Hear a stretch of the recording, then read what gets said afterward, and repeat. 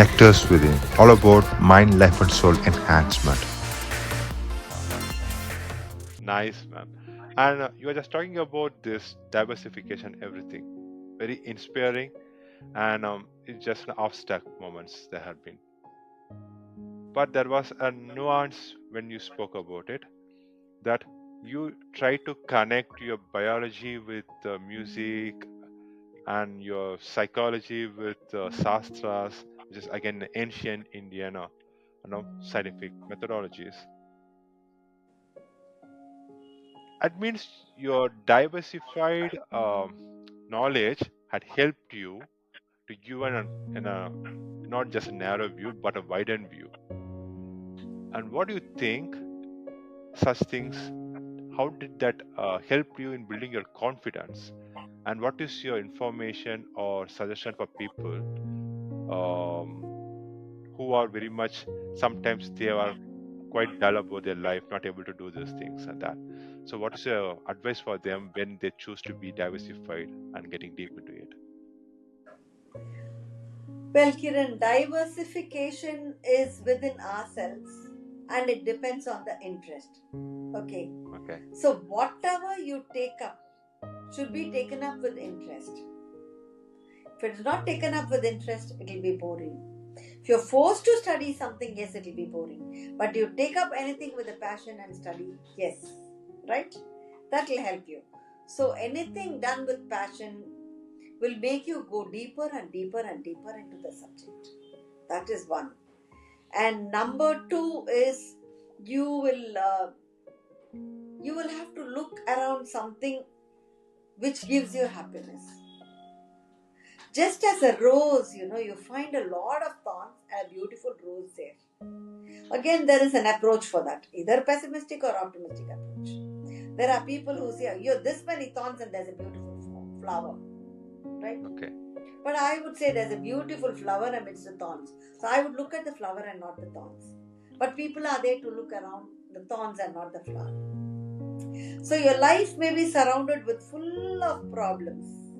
Search for something which gives you happiness. Search, try to find out.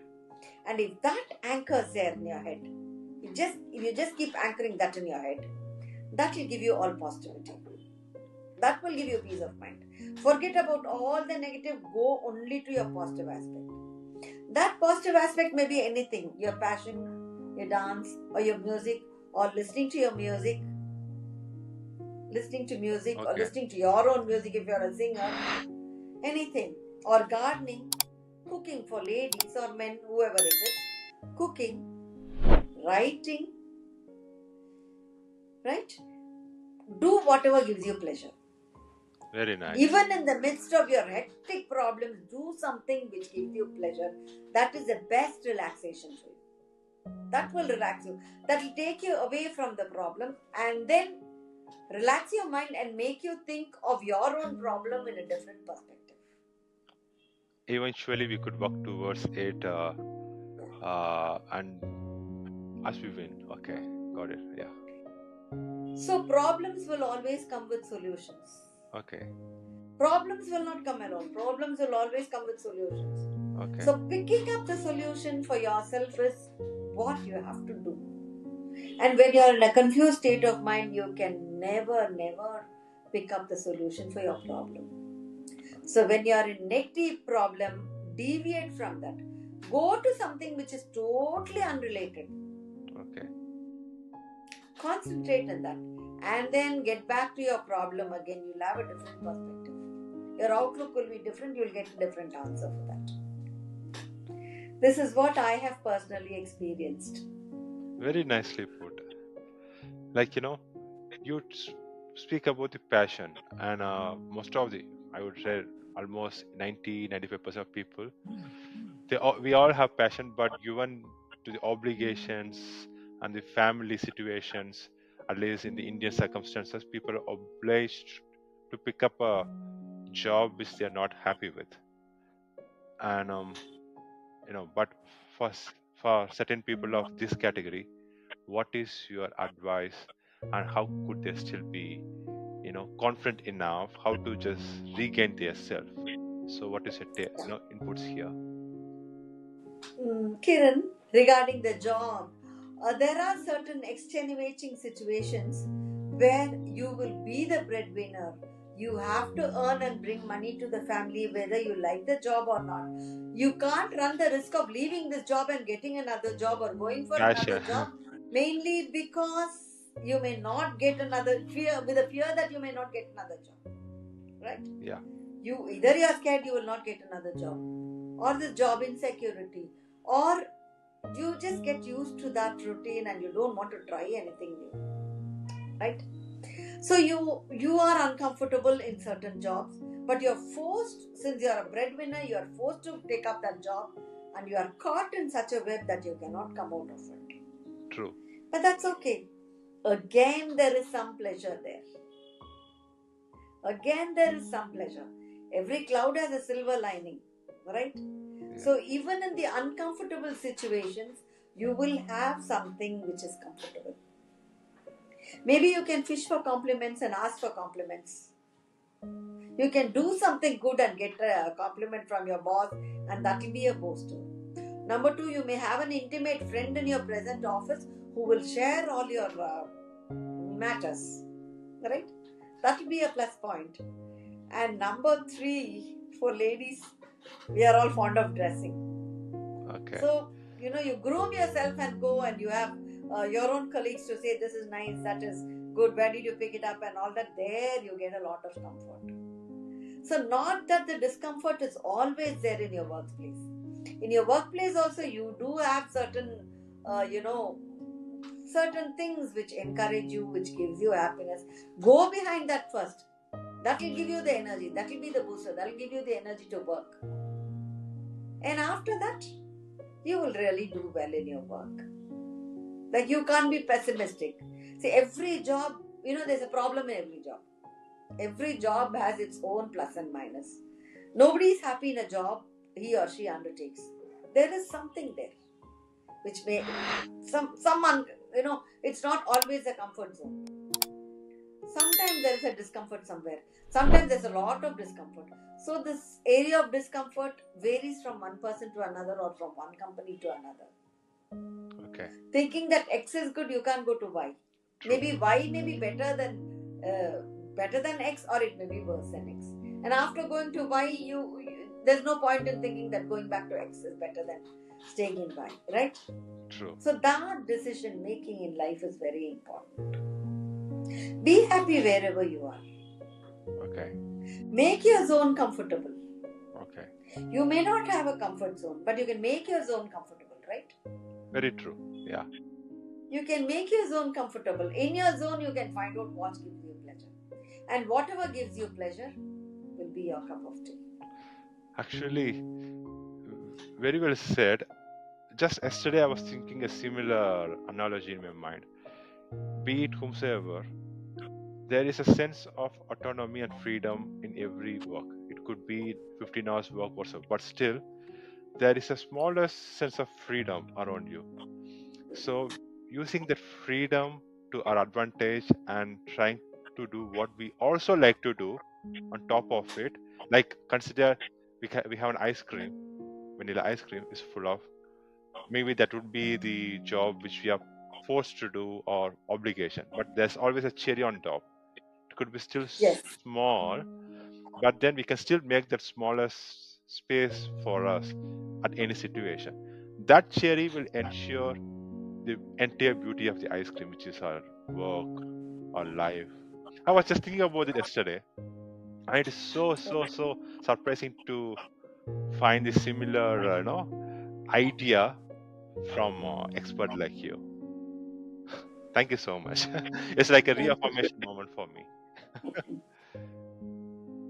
And here you told something, compliments. I like to just talk more about it.